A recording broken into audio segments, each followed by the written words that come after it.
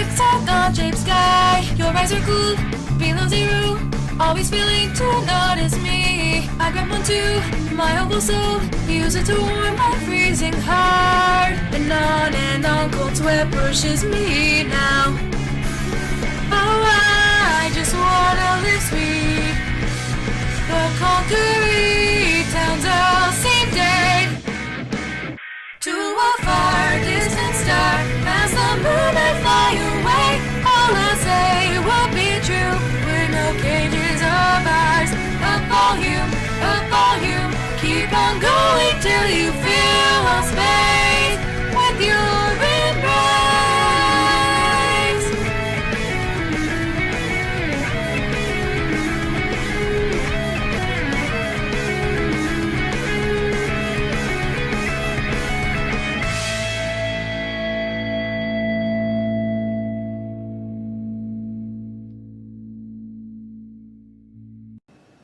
Hey there guys, Dr. Mariner, and welcome back for Bleach Chapter 685, A Perfect End.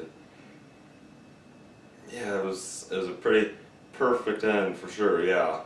So it actually turns out that this is not the final chapter, it's like the semi-final chapter. The next chapter is going to be 686, which is coming out in 2 weeks from now, because, you know, there's like the break, and then there's the final chapter. That's just what's happening, even though everyone thought that this was going to be the final chapter, because I'm pretty sure that was what was announced, but it's not. So the chapter starts off with like really cool color page of Ichigo just like looking out into the distance with like all these clouds over him, and like the bleach actually like blends into like the clouds and actually looks so good. I think it's like the best color page like Bleach has had, because it just looks so nice. And it pretty much just says like, Ichigo, standing firm across the test of time these past 15 years. Ichigo is obviously meant to be the Bleach series, but kind of hasn't. That's why it was cancelled. And then we get the special announcement page pretty much saying like, yeah, this will be concluding in the next chapter, not this chapter, but there will also be a very important announcement as well. Which I honestly hope, because I'll talk about this like later in the chapter why I think of this, but I think it's either going to be like the anime coming back and continuing the story, or it's going to be like a sequel manga series. So we see Shunsui pretty much just like, he's just like sitting under like this like pedestal kind of looking thing. It's not really a pedestal. It's sitting under this like shrine looking thing with like a rock right underneath it, and he's pretty much just saying like, at last, looks like looks like all the cleanup work is finally wrapping up. Just one more block to pave and that'll be that. Can't believe it's been 10 years now. Time sure does fly by. Don't know how we managed, but we were able to pick up all the pieces after the near disaster. And we see like the Sogyoku Hill has just been like torn apart by like all the shadows, like what happened in the last chapter. Like the end of it has just been like completely torn off. So it's more like a curved down instead of like being like a point like it used to be. And they also built back like the execution stand after Ichigo broke it. Because like, you just see, well, he didn't really break it, he just kind of damaged it. And like the execution stand is now like 30 times bigger. Like it used to just be like the stand at like the end of the hill, but now it starts like near the bottom of the hill, goes up and goes clear above it. And it's just like way bigger now. And so yeah, it's been 10 years. It just goes from Ichigo immediately cutting Yuha down to 10 years later. That's weird. Like, at the end of like the end of the Deicide arc, there was like a chapter or two after Ichigo beat Aizen to like show stuff, but like here it's just like, the last panel was Ichigo cutting Yuha in half, and then immediately in the next chapter it's 10 years into the future. It's just, Kubo is in a huge time crunch, so it just feels a little jarring though. And someone tells Shunsui that they need to go, like they need to pick up the pace because they're out of time, and Shunsui just is like, oh, you can't appreciate the pace that I move at, and I think that might be Kubo saying like, oh, you didn't let me do my story at my own pace, and that's why it's ending like this. I think that what Kubo's trying to like allude to. And he looks back at the rock as he's walking away and says, I'll be back and we can talk some more then, Uketake. Oh, well, that's really sad. 10 years later, he's just like at his grave, just talking to him, just... It's just like they were really good friends. That seems like what they do. Where's Unohana buried at? Is she like? He's like Unohana and Kenpachi. If I'm remembering this correctly, they were in the middle of their fight, and then like the invasion started like really soon after their fight was done. So it's just like, because Kenpachi doesn't entirely have like the best memory, so it's like, he probably won't like remind anyone that he like killed her and she's down there, so either they remember that they sent her down there, and they came up and went down and got her body, because remember, Kenpachi and Unohana were fighting in Muken, like in like one of the like lower areas of that. And so either people went and retrieved her body, or her body's still down there. And so then we see like a little glob of shadow rising from the cement of where Shunshu just was. And then we get the chapter title, A Perfect End, which, yeah, it was a perfect Deus Ex Machina, not really a perfect end. If it was a perfect end, it probably would have gone for like 30 more chapters. And so we see like a bunch of like buildings like emitting steam back in the background. I don't know, she kind of looks like, oh, hey, the Soul Society is going through the Industrial Revolution, even though that they already have way advanced technology. It's just now they're getting like these kinds of buildings. And then we see Mayuri, who looks way weirder than he used to, which, with all the things he's worn and all the like different face makeups he's put on, he just looks like a really weird guy. But this easily like takes the cake for the weirdest looking design for him. And he's just talking about like oh, they finally finished the they took their sweet time finishing, and now I can finally expand my secret underground network. Which I do not even want to know what Mayuri has in his secret underground network. Come on, Nemu. Oh my gosh, little girl Nemu is freaking adorable. That easily gets like an 8 on the adorable scale. She yells like right away, and he's pretty much just like, I told you, you don't have to yell. Well, I swear, how you wound up this way is a complete mystery. And so she yells back, oh, I'm sorry. And it's just kind of like, okay, so she has the brain of the old Nemu. So when she had like all like the old like memories and the personality of the old one, since she was made using the brain. Which also thinking about it now, it's kind of weird that Mayuri just spends a lot of his time making small girls. 6 of which died. Yeah. It's pretty screwed up when you think about it. So then we cut and see like, we cut away from that and we see like a bunch of like Squad 11 members just like groveling at Kenpachi's feet, just saying like, oh, we are at your disposal. So we're at your beck and call, and Kenpachi just pretty much just says like, enough, you're making my ears bleed. If you all want to be disposed of so badly, I'll do it myself. And so they're just like, oh, that's not what we mean, we meant that we do stuff for you, not that you'd kill us. But they were probably getting really annoying since there's like 50 of them there, and they're all yelling like, oh, we are at your disposal. And Ikaku just says like, oh, aren't we supposed to be going over to the Squad 1 barracks, not... Aren't we supposed to be going over to like the Squad 1 barracks? And Kenpachi just says like, no, this is for Squad 13. So obviously it's not Squad 13's barracks. And so Ikaku asks Yumachika what he thinks, like, oh, is that right? And Yumachika just says like, oh, how would I know? You're the second in command. Shouldn't you know more than I do? Which, yeah, now that Yachiru's gone, never going to get more on that unless he releases a data book or in the sequel series. It's just kind of like... So Ikaku moved up to lieutenant, and so that means Yumachika finally got to be 3rd seat, which is a seat he's always wanted because it's the most pretty looking symbol. It's like the most pretty looking number. It'd actually be hilarious if he didn't move Yumachika up at all, and you just put someone else, like a random soldier up at like the third seat. That would have been amazing. Like, Yuan Shiga finally has his chance to get the spot he's always wanted, and it's just immediately taken away from him by some Randy. And Kenpachi just goes on to say, like, listen carefully, Yukaku. The reason my sense of direction was always so awful was because of Yoichiro. So now that Yoichiro is in round no more, there's no way I can get lost. Which,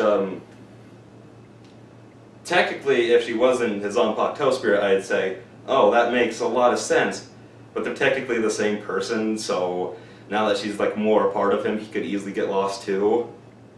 And so they, like, run off, and then you see, like, Shinji, which, oh my gosh, Shinji.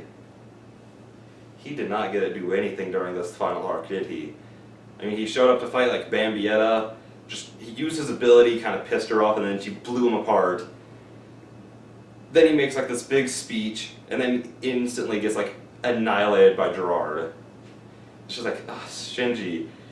He's my favorite visor, so it kind of sucks that he got, like, no time to fight. Like, his powers are really cool. He could have fought someone and beat someone. Considering the fact that, like, Kubo had, like, 7 Sterners, like, just wiped off screen. He could have had Shinji fight one of those. But then Momo's just like, oh, I should go get him. And Shinji's like, no, that's an order from your captain. You cannot go get him, or else he'll just be dragged along with him. And Momo's just like, oh, Captain, you always seem to give, like, captainly orders. Like, orders as a captain about stuff that doesn't matter. And Shinji just says, like, oh, that's just your opinion. And so then we see a guy with, like, a weird hairstyle hop down. And honestly, when I first saw this, like, I saw, like, the coat, and I thought it was Nimaya. But then he also had, like, the weird hair. And I didn't, like, look at, like, the rest of the page because I was reading it on Kiss Manga, so I was, like, scrolling. And I was like, did, like, Korenji take Nimaya's coat for some reason? But then no, it turns out that it's Iba, who's apparently now captain. And also apparently really strong now, according to the, like, everyone else. And so Toshiro and Rangiku show up to, like, talk to Iba, and they're just, like, saying, like, oh, you just arrived from training, your work ethics are really good. And he says, like, and Iba says, like, no, I just have a long way to go before I'm, like, captain leveled. Well, so if I were to forego this training, I would feel like I would only be one in name alone. And he pretty much just says, like, and Itsugai just says, like, oh, you definitely have what it takes, the kind of initiative and dog determination required to become a captain and get it, dog, because of Komamura.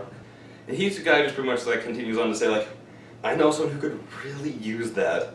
And Rangi's just like, oh, do you mean Shuhei? And it turns out, like, that Kensei and Shuhei, which, by the way, Kensei's alive, so that means Mayuri can revive the dead.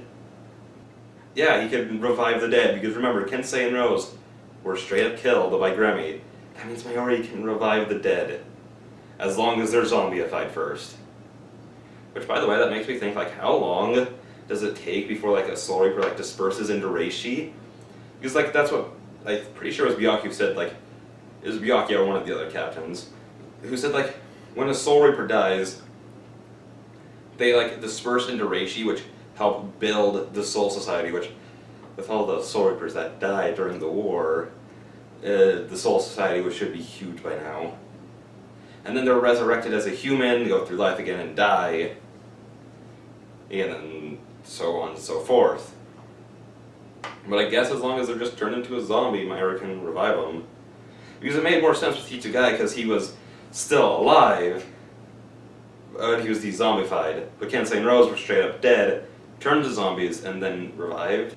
And Shuhei just says, like, oh, I already have a fully mastered Bankai, you really shouldn't be saying this to me. And Toshiro, Rangiku, and Kensei are all just like, oh, we haven't even seen your Bankai, so that's bullcrap, you have no proof. And it's just kind of like, oh, Kubo's just like dangling in front of us, like, oh, he definitely had a Bankai, I hinted at it a long time ago, but you're never going to get to see it. And it's just kind of like, ugh. I mean, he could have just, like, not had that included.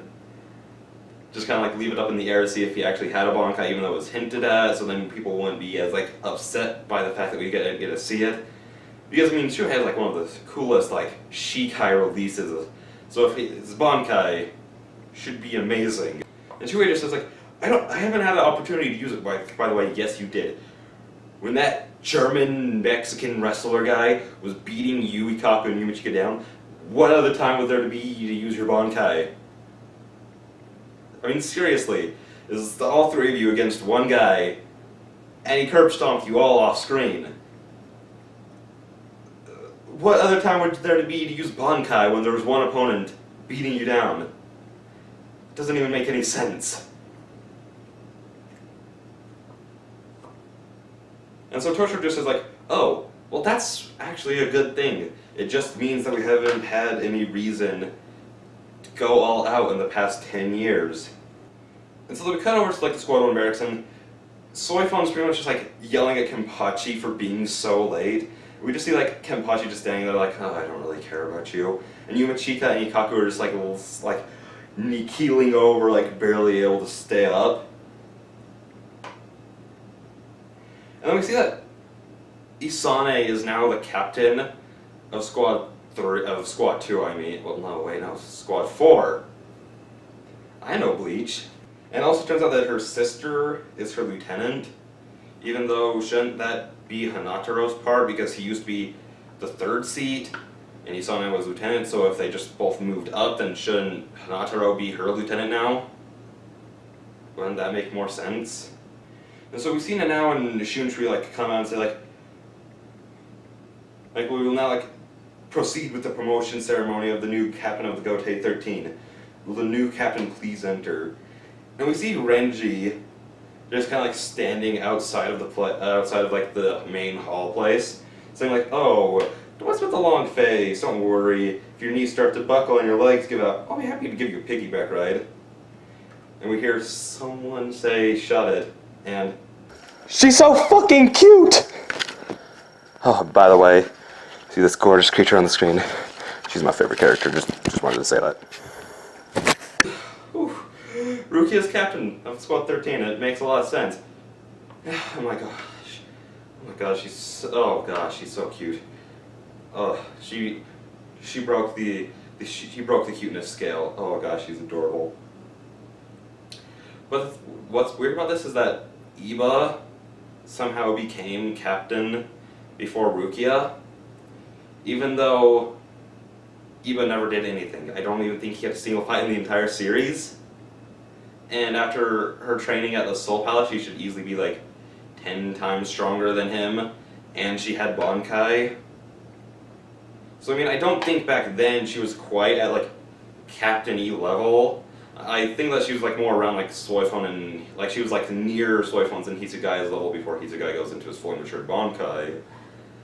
But they were able to become captain, so I mean, I think, because like how I like kind of like rank the captains is into like kind of 4 tiers. I'll get more into it. So you have the low tier, and that's like Hitsugaya and Soifon before Hitsugaya's fully matured Bankai comes out. The reason he's down here is because up until that point he's like the weakest captain along with Soifon. And then you have like kind of the second tier, which includes like Komomura, because yeah, he's strong, but he's not entirely like the strongest.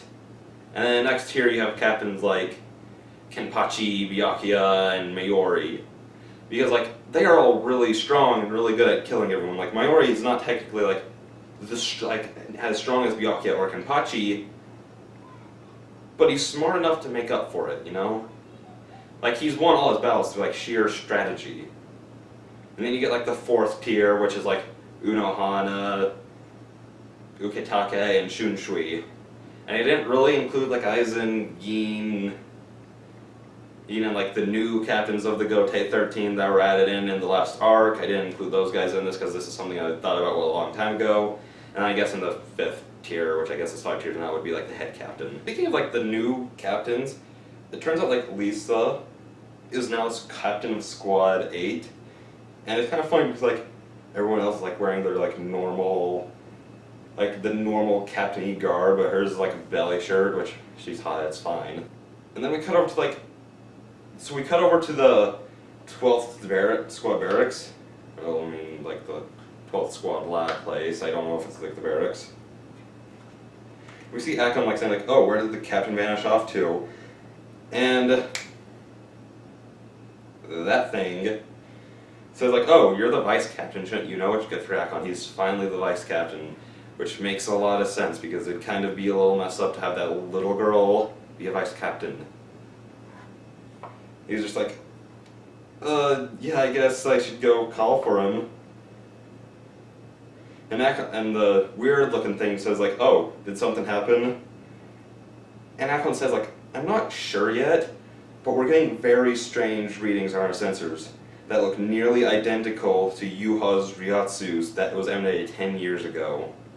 Which, okay, back to like the whole shadow coming up from the ground. So this isn't actually something I thought about until just a little, like 15-20 minutes this should go. Oh, which was, I've seen a picture that's like, it shows like the glob like rising up, and then like right below it is Yuha saying like, "Oh, if you come after me, I will kill all of you when you're in your greatest moments of joy." Which from this chapter, everyone seems to be fairly happy. And so now we see this shadow rising up, they're getting sensors like, "Oh, it's for Yuha." It's like similar to Yuha's reaction now. I don't think Yuha's like being revived. I think he set something else into motion. Because if we all remember, he can see all outcomes. So he probably saw an outcome where, "Oh, Ichigo kills me." So he set something up so then 10 years later, it'll be ready and he can kind of have his revenge. I don't think it's Yuha coming back, it's something else. Which is the reason why I think like the big announcement is either the anime coming back that's going to like continue the story after this, or a new manga series, because there's not a lot you can do in the last chapter, which granted it's going to be an extra long chapter like all final chapters are, or at least as far as I know all chapters have been extra, final chapters have been extra long. But there's just like not enough time to like explain everything that Yuha did and have like something new come and like them to take it and like all the characters take it out. So that's why I think like the final chapter will probably end with whatever Yuha set into motion happening. Like in the last chapter, I'm predicting like we'll get to see like the rest of the characters. Like, but I do think it like Kisuke, Yoruichi. But I think it will mainly like focus on Ichigo and his friends. That's what I'm thinking it'll focus most on. And in the last chapter, oh, and it'll also probably focus on the sulking, which by the way, hopefully they address it like, "Oh, we did something with the sulking a long time ago, like at the end of the war. Like we had Aizen take over in his place." It's because if not, then all the dimensions would start tearing themselves apart. But I do think it will mainly focus on Ichigo and his like close group of friends. Like Renji and Rukia could show up and like just like chill out with them wherever they are. Like it's also going to be like the deciding factor. Like, is Ichigo still a Soul Reaper, or is he human? Because Shunshri did say near the beginning of the arc that once Ichigo's done training, he will be too strong to come back. Which I think he could do both, and whenever he goes to the human world, they just like put like the seal on him. Like what happens if like a lieutenant or captain go to the human world, they have to put a seal on so they don't affect anything. They could, why can't they just do that for Ichigo? Like he could like go in soul form and just like take over a Gi guy, and then he's all good, or just take over his body while he still has the seal on him. Another prediction for the last chapter is that like it's probably going to like show Ichigo's kid, which is obviously going to be really young since it's only like 10 years later. But it's probably going to like show like, oh, she has the power to see spirits. And that's how I kind of think like this final chapter, like the final chapter will end. Well, how I think it's like going to go is like it'll like show like this child can see like spirits, like it'll kind of be like it ends like on there, but then like goes on to like the next page. Like the second to last page will end with like Ichigo's child seeing a spirit or whatever, and like the very last page will be like Yuha's plan coming into fruition. Happening. I can talk. And yeah, I honestly really enjoyed this chapter. Which, I mean, is probably like the best chapter we've had for a while. At least since Askin died. Yeah, it's probably the best chapter since Askin went out. Well, see you guys in the next video, which the next Bleach video will be the final chapter. Unless a sequel series comes out, which in that case, I'll be doing more. But yeah, that's it. See you guys next time.